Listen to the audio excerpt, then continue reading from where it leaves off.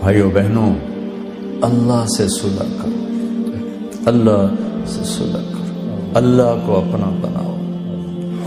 ہم دھوکے میں پڑ گئے، کن چیزوں کو اپنا بنا رہے ہیں جو ہے ہی نہیں اپنی، اور وہ جو کہہ رہا ہے میں تیرا ہوں تو میرا بن جا، اس کو چھوڑا ہوا ہے۔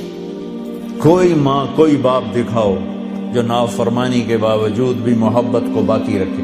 ماؤں کی زبانوں سے بد دعائیں سنی ہیں اولاد کے لیے، ماؤں کی زبانوں سے، جو سب سے مہربان رشتہ ہے، اور کروڑوں ماؤں سے زیادہ جو پیار کرنے والا ہے، صبح سے شام تک ہر نافرمانی دیکھ کر کہتا ہے انتظار کر رہا ہوں، جب آئے گا توبہ قبول۔ کبھی تانا نہیں سنو گے اللہ سے، اب کیوں آئے ہو، پہلے کہاں تھے؟ آؤ تو صحیح، نہ کہیں جہاں میں اما ملی، جو اما ملی تو کہاں ملی، میرے جرم خانہ خراب کو تیرے عفو بندہ نواز۔ چونکہ میرے اللہ کو پتا ہے کہ یہ بھولنے اور بھولنے والا ہے، تو اس نے توبہ کے لیے عمر کی قید کوئی نہیں، عدد کی قید کوئی نہیں۔ 60 سال کے بعد گورنمنٹ ریٹائر کر لیتی، اللہ کہتا کوئی ریٹائرمنٹ نہیں۔ 80 سال کی عمر میں بھی توبہ کرے گا تو قبول کرو، 90 سال کی عمر میں توبہ کرے گا قبول کرو۔ پھر وارننگ ہوتی، بھئی اتنے آپ کو ٹکٹ لگ گئے تو آپ کا وہ لائسنس وہ ضبط کر لیا جائے گا۔ میرا اللہ کہتا لاکھ ٹکٹ لے لے پر توبہ کر، میں معاف کروں۔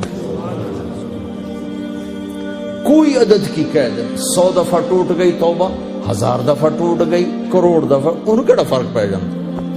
میرے سجدہ نال کیڑا بڑا ہوندا ہے یا میرے گناہوں نال کیڑا چھوٹا ہوندا ہے؟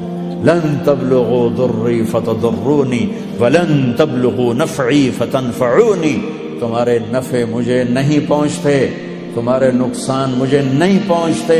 لو ان اولکم وآخرکم وانسکم وجنکم وحیکم ومیتکم ورطبکم ویابسکم وصغیرکم وکبیرکم وذکرکم وانثاکم، ہائے ہائے، ساری کائنات کو گن دیا، پوری دنیا کے اگلے پچھلے نئے پرانے، زندہ مردہ، بوڑھے جوان، مرد عورت، کالے گورے، عرب عجم، سب سب سب علی اتقى قلب رجل واحد منکم، تم سارے سجدوں میں پڑ جاؤ، ایک لمحے کے لیے گناہ نہ کرو۔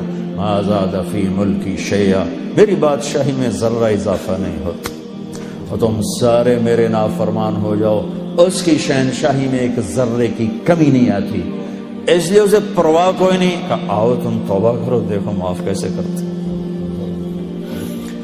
ہاتھوں سے بنا ہے نا، پیار ہے، نہیں چاہتا اس کو آگ میں پھینکنا، نہیں چاہتا، راستے کھول دیے، آس لگا دی، رحمت کو غالب کیا۔ میں نے ابھی آپ کو 99 نام اللہ کے گن کے سنائے ہیں، ان میں صرف ایک نام ہے جو اللہ کے غصے اور غضب کو بتاتا ہے، وہ المنتقم، باقی تو سب محبت بتا رہے ہیں۔ یا یہ جو قہار ہے، اردو میں قہار اور معنی میں ہے، عربی میں قہار کہتے ہیں غالب آنے والے کو، چھا جانے والے کو۔ جبار کا وہ مطلب نہیں جو ہم اردو میں سمجھتے ہیں، یہ قہار اور جبار غضب کے لفظ نہیں ہیں، یہ شہنشاہی کے الفاظ ہیں۔ اللہ اپنی شہنشاہی بتا رہا ہے۔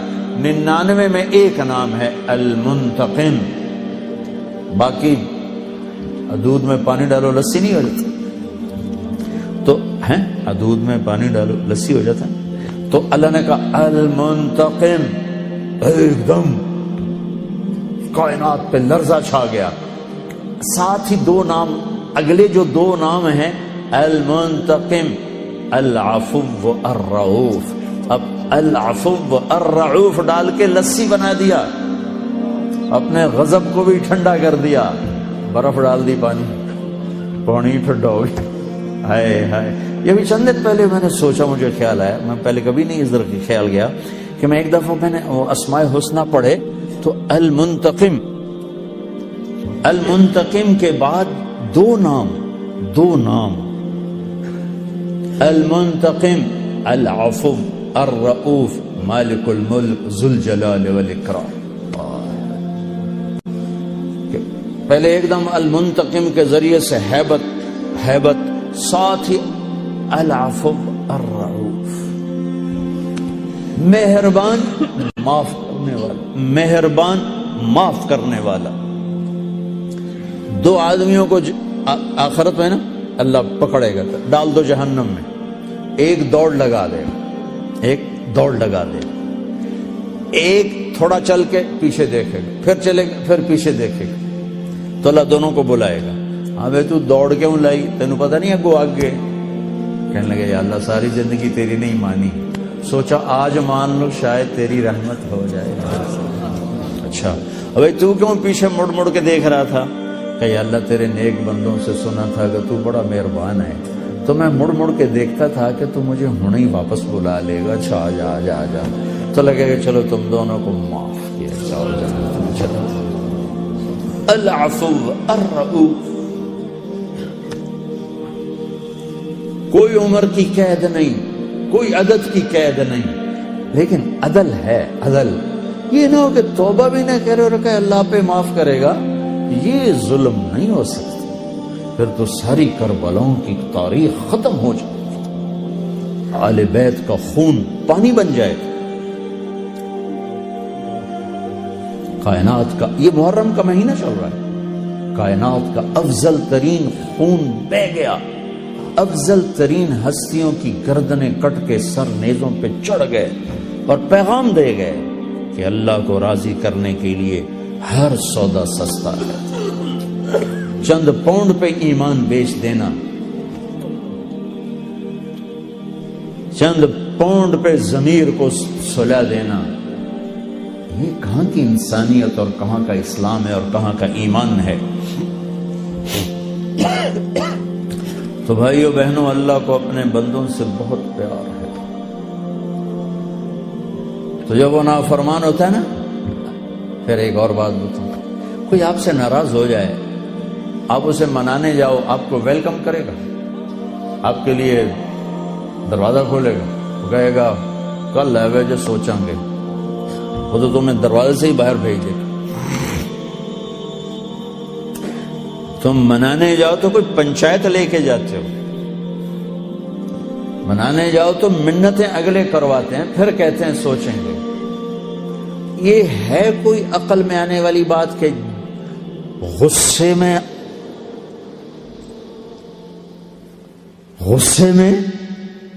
غضب میں ہو اور اگلا معافی مانگنے آ رہا ہو اور آگے اس کا استقبال کرے؟ یہ ہو سکتا؟ یہ نیچر ہی نہیں۔ میرے ایک بزرگ ناراض، دونوں بزرگ تھے بھائی، آپس میں لڑ پڑے، میں صلح کرانے لگا، وہ ایک میرے اتنے ہی چڑھائی کر، تو میں ان کو منانے گیا، تو میں نے اپنا ملازم بھیجا، پتہ کرو میاں صاحب گھر میں۔ انہوں نے میرے ملازم کو دیکھا تو گھر سے اٹھ کے ڈیرے میں چلے گئے کہ لگتا ہے اس بندہ گلیا، پتہ کرن مینوں مناوڑ نہ آ جائے۔ یہ نیچر ہے، یہ نیچر ہے۔ تو جو شہنشاہ ہے، شاہان شاہ، اوئے شہنشاہ بھلا،